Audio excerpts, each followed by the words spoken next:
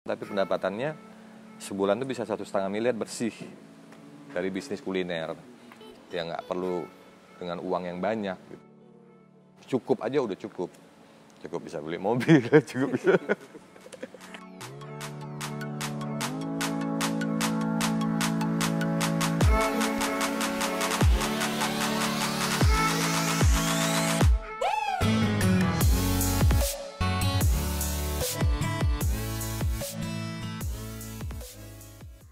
Halo, nama saya Aan. Mungkin Jogja orang kenalnya Aan Ubid. Saya adalah owner dari Corona Kitchen and Coffee. Saya tuh aslinya dari Aceh, kelahiran 74, terus besarnya dari SD sampai SMA itu di Aceh, kebetulan di Banda Aceh. Terus kuliah di Jakarta, sempat ngambil di arsitektur dan interior. Terus mulai kerja pertama itu di Jogja tahun 97. Saya bukan dari keluarga orang yang punya, bahkan dulu mau beli rokok aja susah gitu. Tapi pengen sekali bisa menikmati hidup seperti orang-orang punya gitu. Berarti kan intinya kita harus kerja keras untuk bisa menikmati apa yang kita lihat di TV, di film ataupun di media gitu. Nah, sebenarnya itu yang sedikit memecut saya untuk bisa terus berdiri kan. Saya dari kecil udah nggak punya orang tua, jadi mungkin tangguhnya saya itu ya mungkin ya karena dari kecil udah susah gitu ya. Dari kecil udah nyari duit, dari SMP udah bikin kartu lebaran sendiri dijualin 1.500 perak untuk jajan. Dulu SMP udah ngerokok, jadi mau beli rokok itu susah kalau nggak jual kartu lebaran. SMA mulai bikin spanduk, toko-toko, bikin sertifikat sekolah SD mana nih yang mau ijazahnya ini. Jadi saya tulisan indah tuh, nama orang tuh dibayar berapa ratus perak untuk berapa ribu student gitu, dibayar oleh SD mana, bikinin gitu. Jadi cari uang sendiri, beli rokok sendiri. Jadi pada saat almarhum bapak saya belum meninggal karena tsunami, dia nggak bisa ngelarang karena dia berprinsip kalau kamu sudah bisa kerja, kamu baru boleh ngerokok. Nah, saya udah kerja dari SMP, jadi saya boleh ngerokok dari SMP. Kalau saya jual es plastik itu loh, zaman dulu pakai termos. Iya, es lilin. Angkatin waktu SD itu karena iseng, karena mungkin jiwa bisnisnya muncul dari almarhum ibu saya. Kamu jualin deh supaya ada jajan. Ya udah sini bikinin es, saya yang jualin. Jadi saya jualin ke tukang-tukang yang lagi bangun perumahan gitu. Dulu zaman dulu ada uang 25 perak tuh kecil. Jadi saya lemparin es, mereka lemparin koin. Minta. Jadi saya bawa nenteng pakai termos, siang-siang gitu pulang sekolah. Lemparin es. Dapat jajan buat besok gitu. Jadi enak juga ini bisnis. Akhirnya sekarang kalau berbisnis akhirnya dapat uang, ada kepuasan juga kan. Sempat ikut perusahaan asing ya kebetulan bos saya itu orang Inggris dulu, perusahaan mebel ekspor. Terus saya ada di situ selama 3 tahun, baru setelah itu mengembangkan PT Saka yang kita kembangin sekarang, induk yang pertama ya. Itu Induk Saka Prima, itu pertama. Ada di Jelagran dekat Malioboro, kantor kita pertama dulu. Ini pas baru ulang tahun 11 Juni kemarin, 20 tahun. Terus juga melakukan bisnis ekspor juga dulu furniture. Sampai akhirnya agak drop pada saat bom Bali.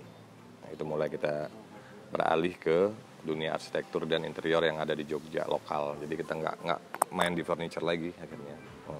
Beberapa kontainer kita itu ke Perancis, ke Australia, ke Italia itu kan ditolak. Nah, karena bom Bali itu kesannya kan dari Indonesia. Jadi yang membuat bisnis kita tumbang itu ya gara-gara beberapa kontainer kita ditolak di beberapa negara.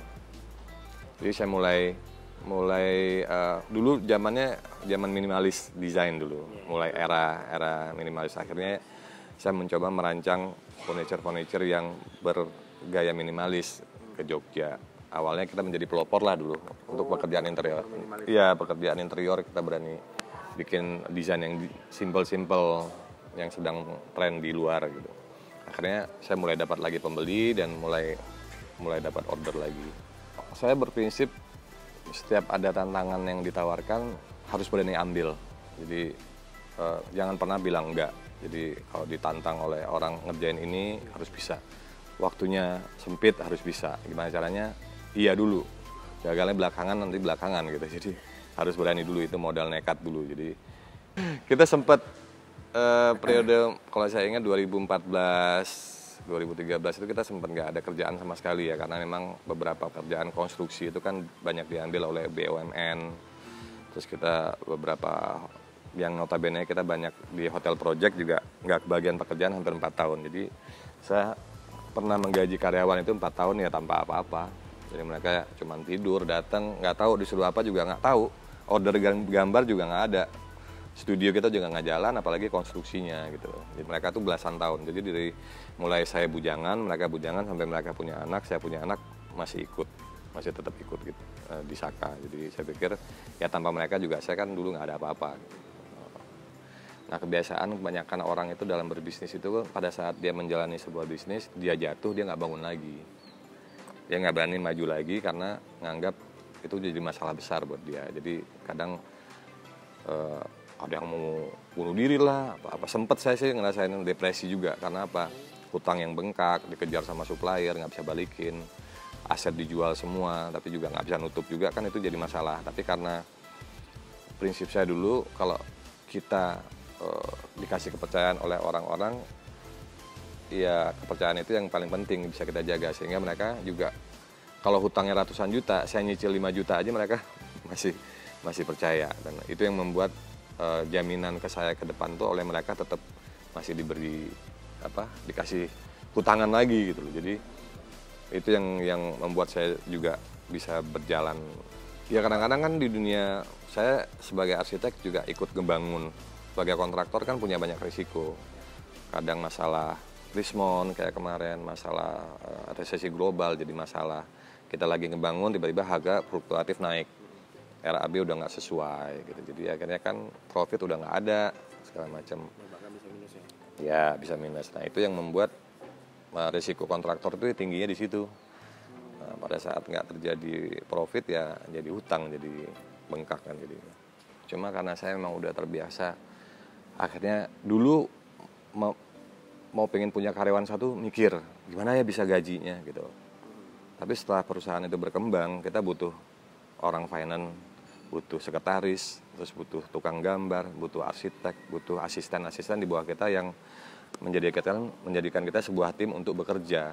Akhirnya pada saat kita punya pekerjaan, kita bisa menggaji mereka. Nah, memelihara mereka ini yang sulit gitu kan. Akhirnya mau nggak mau kita tertantang untuk bisa menghidupi mereka gitu loh. Jadi semacam industri, walaupun dunia arsitek jadi industri kan. Akhirnya saya terjun ke bisnis ya dalam rangka apa? Untuk bisa kadang-kadang di dalam dunia bisnis ini kan di sini jebol bisa disubsidi oleh yang lain. Makanya belakangan ini kita juga masuk ke dunia kuliner juga harus bisa ngelihat perkembangan zaman karena sekarang kan sangat dinamis. Properti turun, kalau kita nggak cepat bergerak, apakah Anda harus menunggu terus propertinya bangkit tanpa melakukan hal yang lain gitu. Jadi makanya saya melirik ke dunia kuliner, di mana kuliner ini kan selalu dibutuhkan oleh orang makan, vital juga gitu kan. Ya sempat ada small restoran juga di Bali gagal kan, itu juga yang mungkin nggak terblow up oleh orang.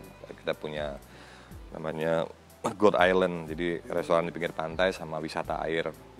Tapi karena ya tadi lagi-lagi pada saat kita investasi tamunya kebanyakan Chinese, tapi ada regulasi dari pemerintah yang akhirnya tidak membolehkan orang Chinese belanja lagi. Akhirnya mereka nggak pernah datang lagi. Padahal segmentasi kita hari itu mereka. Saya sehari bisa dapat 300 pack orang dari turis dari Chinese, mereka makan, mereka main jet ski, wisata air, terus pulang sore. Tapi begitu regulasi pemerintah mengatakan tidak boleh, akhirnya bisnis saya tumbang di Bali. Ya. Waktu saya buka, orang dengar, wah Aan bikin resort atau restoran di Bali. Tapi tumbangnya orang nggak tahu gitu. Itu kan bisnis yang nggak jalan sebenarnya.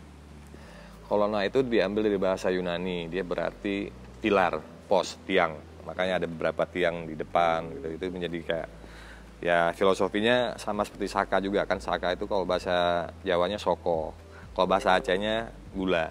Tapi filosofinya sama, dia jadi penyangga kan. Omset dari awal buka sangat bagus sebelum terjadi COVID ya. Sangat prospek untuk ke depan mestinya hitungan bisnisnya seperti itu ya. Karyawan kita sekitar 35-an. Mungkin total untuk semuanya hampir 200 lebih ya untuk beberapa outlet. Ya, dan kalau Saka sendiri kan punya 3 kantor kan, di pusatnya Jogja, Aceh, sama di Bali.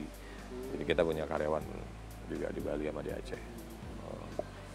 Market lebih banyak ke family ya, family sama grup. Kita biasanya sih barbecue 40-50 packs dari bank, asuransi, family. Ya bisnis kuliner kan bukan bisnis yang gampang. Kalau sekarang orang bilang jadi viral, lagi sering diomongin orang, justru menjadi tantangan buat kita. Karena biasanya tempat makan itu, kalau kita mampu bertahan selama 2 tahun atau 3 tahun, baru kamu tuh lulus dari cobaan ibaratnya. Kalau cuman hitungan setahun itu belum jadi uji coba. Sedangkan di Colonna ini sendiri juga kita menyajikan berbagai macam menu ya. Tadinya mungkin konsepnya lebih ke Mediterranean, tapi kemarinnya karena banyaknya market yang minta, akhirnya Asian kita adakan, Indonesiannya kita adakan, Italiannya ada, Frenchnya ada gitu. Jadi sangat kompleks. Nah itu sebenarnya lebih susah lagi untuk mengontrol kualitas makanan. Jadi kami tidak mau buru-buru berbangga dulu dengan keadaan yang sekarang, karena masih menjadi ujian untuk 2-3 tahun ke depan untuk bisa mempertahankan kualitas dari Colonna itu sendiri gitu. Saya melihat bisnis kuliner ini sangat menjanjikan, satu. Terus saya juga sempat ketemu orang-orang muda juga, which is saya nggak muda lagi. Nah, satu sisi seperti Anda katakan tadi, ya semua orang punya kelemahan, anak muda punya kelemahan, dimana tadi keberanian dan lain-lain. Tapi ada banyak ide kreatif mereka yang saya ambil juga. Saya sempat ketemu dengan beberapa generasi muda di Jakarta, mereka umurnya masih 30 tahun, tapi pendapatannya sebulan itu bisa 1,5 miliar bersih dari bisnis kuliner. Saya sempat ngajak mereka ngobrol 2-3 jam, bertukar pendapat. Dimana ilmu yang saya dapat dari pembicaraan dengan mereka nggak pernah saya dapat dulu karena mungkin saya nggak pernah ketemu mereka. Nah itu juga yang mencetus saya membuat The Grill ini, yang mana The Grill ini akan menjadi sebuah franchise bisnis kuliner. Jadi yang pertama kita buka, nanti kita akan buka franchise dengan harga 200 jutaan, itu paling murah. Itu yang membuat saya juga agak bersemangat selain menciptakan produk makanan di bisnis kuliner itu sendiri gitu. Jadi itu agak memacu saya untuk menseriusi dunia kuliner, selain sebagai menciptakan produk yang bagus juga. Dan akhirnya itu terbukti bisa ngebantu pada saat kita lagi kondisinya nggak bagus. Dulu tahun 2008 saya pernah punya warung Aceh juga, sebelumnya yang sekarang pernah punya klub juga. Pernah nyoba umur 30 tahun punya klub, tapi akhirnya dunia klubnya ya seperti itu juga kan, nggak ada habisnya. Jadi uang panas hilang lagi gitu. Jadi udah saya jalanin, begini jalan. Akhirnya ya sekarang dunia kuliner ini pada saat properti lagi ambrol, saya dibantu oleh bisnis yang lain gitu. Ketakutan mereka untuk gagal terus bangkit kembali itu susah. Padahal dalam bisnis itu kan kayak saya udah pernah kehilangan miliaran, ada yang kerjaan nggak dibayar 800 juta pernah, 500 juta pernah, hilang 2 miliar pernah. Biasanya orang kalau udah jangankan miliaran, ratusan aja mungkin udah mau bangun lagi udah nggak berani gitu. Saya nggak tahu apa yang memecut saya untuk bisa terus begitu. Yang saya ingat, saya punya keluarga tadi ya, punya karyawan, kalau saya nggak jalan, saya nggak teruskan, mereka jadi apa gitu, mungkin seperti itu.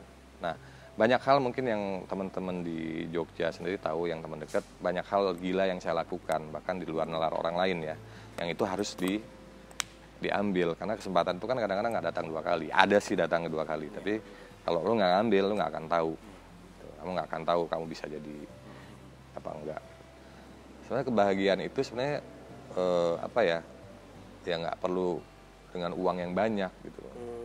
Cukup aja udah cukup bisa beli mobil, cukup bisa. Tapi saya udah melakukan semua ya, udah menikmati apa yang orang nikmati. Jadi saya pikir ya ternyata ya cuman gitu-gitu aja. Tanpa dukungan relasi teman-teman, kan tempat-tempat yang kita buka pasti nggak akan ada implikasi apa-apa. Dengan mereka pasti menyebar ya, dengan produk yang kita tawarkan, dengan kedatangan mereka dari mulut ke mulut, pasti sangat membantu dan mensupport apa yang sedang saya jalankan setiap outlet yang saya jalankan. Nggak lepas dari peran serta teman-teman dan relasi yang ikut membantu. Itu pasti sangat. Dan harapan kita ya kita bisa menjaga tadi kualitas sama kestabilan produk kita dari masing-masing yang kita keluarkan.